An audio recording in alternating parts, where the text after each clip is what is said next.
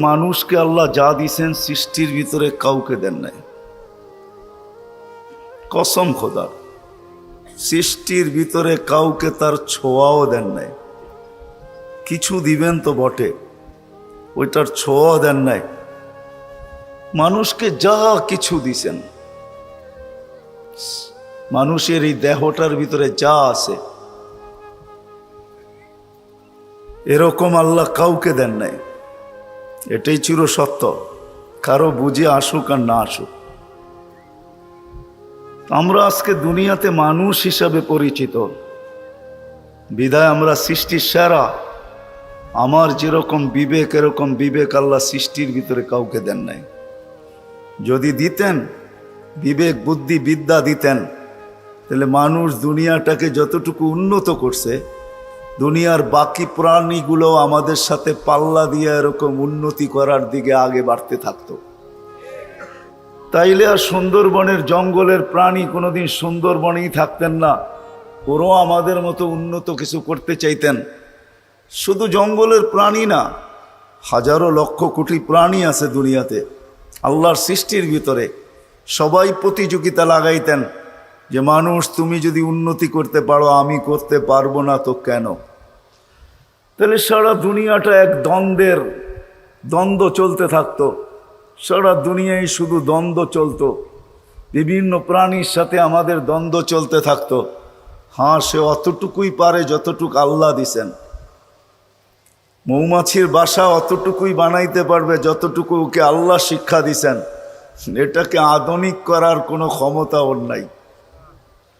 বাবুই পাখি বাসা অতটুকুই বানাইতে পারবে যতটুকু আল্লাহ ওকে শিক্ষা দিছেন। এটাকে আধুনিক করবে এই ক্ষমতা ওর ভিতরে নাই। ওই পোকা মাটির নিচে বাড়ি বানায় কয়েক তালা, ও অতটুকুই বানাইতে পারবে, এটাকে উন্নতি করার ক্ষমতা ওর নাই। বিদায় যে মানুষটাকে আল্লাহ বিবেক দিছেন, যেই বিবেক আল্লাহ কাউকে দেন নাই, বুদ্ধি দিছেন তো কাউকে দেন নাই, বিদ্যা দিছেন তো কাউকে দেন নাই, রূপরেখা দিছেন তো কাউকে দেন নাই। যদি রূপরেখা মানুষের চেয়ে সুন্দর কাউকে আল্লাহ দিতেন, তাহলে মানুষের রূপরেখা নিয়ে আল্লাহ কোনোদিন এত বড় কথা বলতেন না, এত কসম খাইতেন না। অত্তিন ওয়া জাইতুন অতুরে সিনিন ওয়া হাদাল বালাদিল আমিন লাকাদ খালাকনাল ইনসানা ফি আহসানি তাকওয়িম। আল্লাহ চার কসমের পরে বলতেন না মানুষ, না তোর চেয়ে সুন্দর, না তোর চেয়ে সুন্দর গঠন আমি সৃষ্টির ভিতরে কাউকে দেই নাই। আর সত্যি এটাও হওয়ার কোনো সুযোগও নাই। এই জন্য নাই, সমগ্র সৃষ্টি দুই অক্ষরে তৈরি, কুন ফাকান, দুটা শব্দে তৈরি। প্রত্যেকটা শব্দের ভিতরে দুটা করে অক্ষর, কাফ নুন কুন, এটাও দুইটা অক্ষর। কান, এটার ভিতরেও দুই অক্ষরই। কুন বলতে দেরি হইতে দেরি হয় নাই, কিন্তু আল্লাহ আমাদেরকে ওইভাবে অস্তিত্ব দেন নাই। আল্লাহ আমাদেরকে অস্তিত্ব দিয়েছেন কুদরতি হাত দিয়া।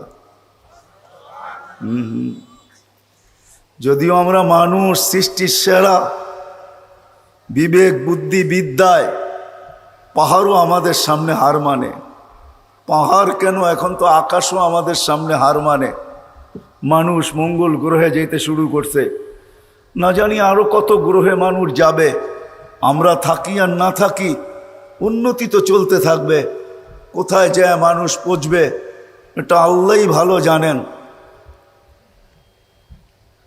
তো আল্লাহ মানুষকে সৃষ্টির ভিতরে সবচেয়ে সুন্দর, সৃষ্টির ভিতরে গঠনের দিক দিয়ে সবচেয়ে সুন্দর, রূপের দিক দিয়েও মানুষ সবচেয়ে সুন্দর, বিবেক বুদ্ধি দিয়েও মানুষ সবচেয়ে সুন্দর। সবচেয়ে বেশি আল্লাহ বিবেক দিছেন, বুদ্ধি দিছেন, বিদ্যা দিছেন।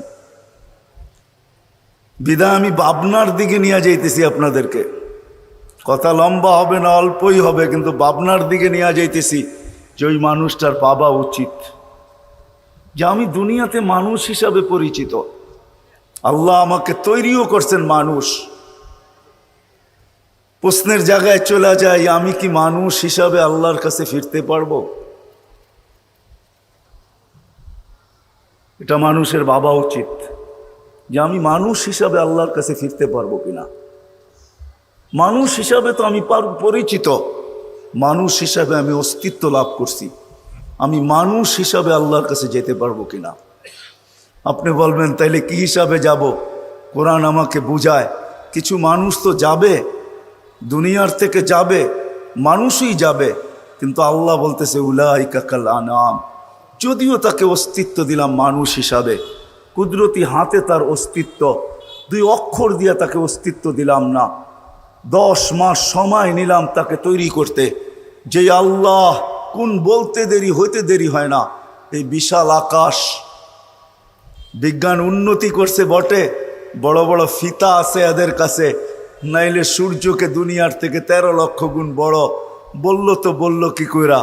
যদি এত বড় ফিতা বিজ্ঞানের কাছে না থাকতো, যদি বিজ্ঞানের কাছে এত বড় ফিতা না থাকতো, তাহলে আমাদের জমিন থেকে 9,30,00,000 মাইল দূরে।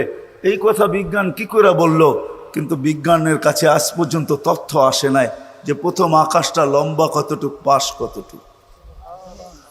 বিজ্ঞান তো দূরের কথা, কোনো হুজুরের কাছেও তথ্য নাই যেটা লম্বা কত, পাশ কত, কারো কাছে তথ্য নাই।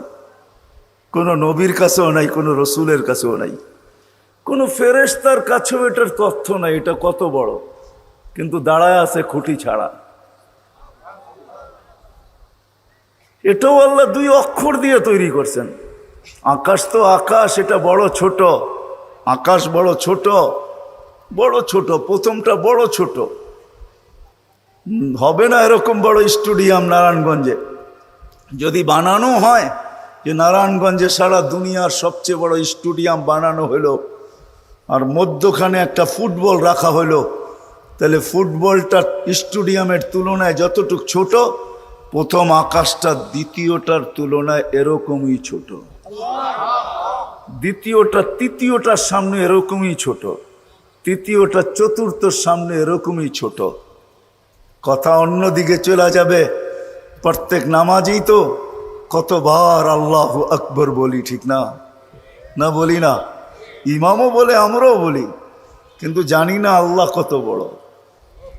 জানেন? শুধু অর্থ জানেন, আল্লাহ মহান, ঠিক না? মহানত্বের পরিধি কতটুকু,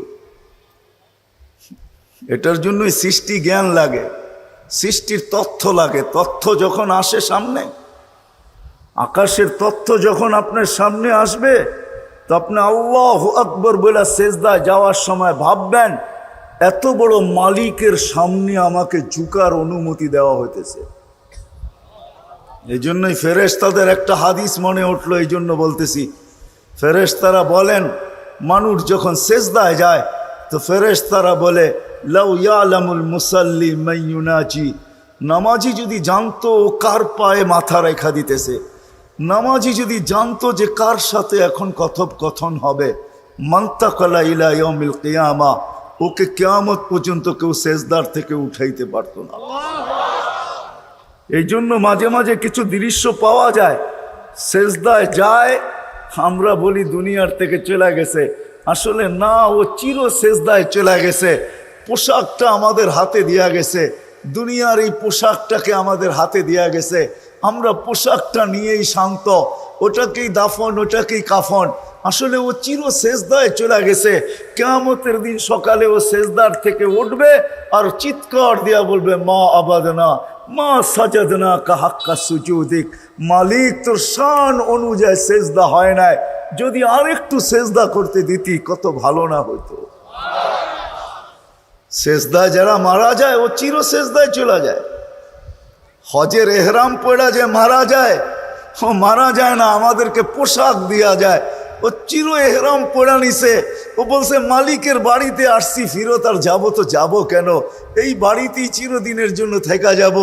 যেই দিন যাওয়ার আসল ঘর জান্নাতে, ওই দিন মালিকের বাড়ির থেকেই জান্নাতের দিকে যাব। এই জন্য এহরামওয়ালা যখন কিয়ামতের দিন উঠবে, যে এহরাম অবস্থায় মারা যায়, ও উঠবে তো ইয়াতি ইয়াউমাল কিয়ামতি মুলাব্বিয়ান, ও তো তলবিয়া পড়তে পড়তে উঠবে, লব্বাইক আল্লাহুম্মা লব্বাইক লব্বাইক লা শারীকা লাকা লব্বাইক ইন্নাল হামদা ওয়ান নি'মাতা লাকা ওয়াল মুলক লা শারীকা লাক, বলতে বলতে উঠবে। কিয়ামতের মানুষ তাকায়া থাকবে, আরে এটা আবার কোত্থেকে আসলো? আল্লাহ বলে সরো সরো, চিনবা না, আমার ঘরে আসছিল আর ফিরত যায় না, এহরাম পড়েই রয়ে গেছে। এই জন্যই ফেরেশতাদের কথা সত্য ছিল, নামাজি যদি জানতো। কিন্তু আফসোস, রসুলের কথাই তো সত্য হইল। আল্লাহর রসুল কোন এক হাদিসে বলছিলেন, মা বিকুম ইদা উমিতাতিস সালাহ, ওই দিন আমি থাকবো না, কিন্তু তোমাদের কি অবস্থা হবে যেই দিন আমার উম্মতের জীবন থেকে নামাজ মরা যাবে। হারিস ইন ইউদফা উমরিকা সায়াতি আলাইকা জামান কাসীরুন খুতাবাউহু কলিলুন উলামাউহু কাসীরুন সুওয়ালুহু কলিলুন মুতুহু হাওয়া ফীহি কাঈদুল ইলমি ক্বালা মাতা যালিকা ইয়া রাসূলাল্লাহ ক্বালা ইযা উমিতাতিস সালাহ ওয়া ক্বাবিলাতির রাশা ওয়া ইউবাউদ দ্বীন বিআরদিন ইয়াসীর মিনাদ দুনিয়া। আরেক রিওয়ায়াতে আছে আল্লাহ রাসূল চিৎকার দিয়া বলছে, মা বিকুম ইযা উমিতাতিস সালাহ, ওই দিন কেমন হবে, হয় আমি থাকবো না, ওই দিন কেমন হবে যেই দিন আমার উম্মত নামাজ ছেড়া দিবে। আজকে 90% উম্মত নামাজ ছেড়া দিছে, ঠিক না? হায় হায় হায়, কসম খোদার, আমার কাছে প্রমাণ আছে, আমাদের কিতাবের না, অন্যদের কাছে যে কিতাব আছে ওটার প্রমাণ আছে আমার কাছে। ইহুদিদের খ্রিস্টানের কিতাবে এখনো লেখা আছে, মুসলমানদের যেদিন থেকে মসজিদ ভরবে, জুমার ফজর সমান হবে, ওই দিন থেকে মুসলমানদের বিজয়ের পালা কুদরতান শুরু হবে। আল্লাহ নিজের কুদরত দিয়ে শুরু করবে। সকালবেলা ঘুমের থেকে উঠবে আর দেখবে বিজয়ের ঝান্ডা আকাশের ভিতরে থরথর, আকাশের ভিতরে ফরফর ফরফর করে উঠতেছে। তো যেটা বুঝাইতেছিলাম অল্প কথায়, কথা বেশি হলে যে অনেক কিছু হবে এরকম না, বিবেকের ভিতরে ঢুকাইলে অল্প কথাই কাজে দিবে। আমি সবাইকে সম্বোধন করতেছি, নারীকে, পুরুষকে, যুবককে, বৃদ্ধকে, এমনকি মানুষকে, এমনকি যাদেরকে চোখে দেখি না, জিন্নাতকে, সবাইকে সম্বোধন করতেছি। মানুষ হিসাবে তো পরিচিত, আমার বাবা উচিত আমি মানুষ হিসাবে যাইতে পারবো কিনা। কেননা কিছু লোক দুনিয়াতে থেকে যাবে, কিতাব উঠান, রাগ হয় না আমার উপরে, মাঝে মাঝে বড় দুঃখ লাগে। কিতাব উঠান, পড়েন, দেখেন, গবেষণা করেন, তারপরে বাহির করেন। কিছু লোক দুনিয়ার থেকে যাবে তো বটে, আমরা দাফনও করব মানুষ হিসাবে, জানাজাও হবে মানুষ হিসাবে, দোয়া কালামও পড়া হবে মানুষ হিসাবে, কিন্তু কবরে দিতে দেরি, চেঞ্জ হইতে দেরি হবে না, কসম খোদার চেঞ্জ হয়ে যাবে। এই জন্যই আমাদের জানাজার একটা নিয়ম আছে যে যখন জানাজা মাইয়েতকে কবরে রাখা হয়, মৃত্যু ব্যক্তিকে, তো বলে মাথার গিরাটা খোলা দিও, পায়েরটা খোলা দিও, মধ্যখানেরটা না করলেও হবে। কারণ কি জানেন? ফেরেশতা আইসা প্রথম চেহারা দেখবে, এটা কোন কোয়ালিটি। জালালউদ্দিন সুয়ুতি রহমতুল্লাহ আলাইহি কিতাব লেখছেন, ওটা পড়া দেখেন। ইমাম কুরতুবী রহমতুল্লাহ আলাইহি কিতাব লেখছেন তাযকিরা ক্বাবলাল মাউত ওয়া বা'দাল মাউত। আরো অনেকে কিতাব লেখছেন, দুররাতুন নাসিহা ফি কাশফি উলুমিল আখিরাহ। শত কিতাবের নাম দেওয়া যায়, পড়েন, দেখেন। মানুষ হিসাবে দাফন হবে বটে, জানাজাও হবে বটে, কান্দাও হবে বটে, কবরে রাখাও হবে বটে। যখন রাইখা চলে আসা হবে, তো ফেরেশতারা যখন আসবে, তো মুখের কাপড়টা সরাবে, চিনা ফেলবে। অনেকের প্রশ্ন উত্তরও প্রয়োজন হবে না, শুধু চিৎকার দিয়া বলবে, আলাইহি ইস্তা আলাইহি মুত্তা আলাইহি তুবাসু ইয়াউমাল কিয়ামা। বুঝা ফেলছি তোর জীবন কি ছিল, মউত কিসের উপরে ছিল, এই অবস্থায় তোকে থাকতে হবে, কিয়ামতের দিন এই অবস্থায় উঠতে হবে। বিদায় নারায়ণগঞ্জের মানুষ একটু ভাবেন যে আমি মানুষ হিসাবে তো আজকে পরিচিত, চাই নারী হই, চাই পুরুষ হই, বা যুবক হই, কে কখন চলে যাব আমরা তা তো জানি না।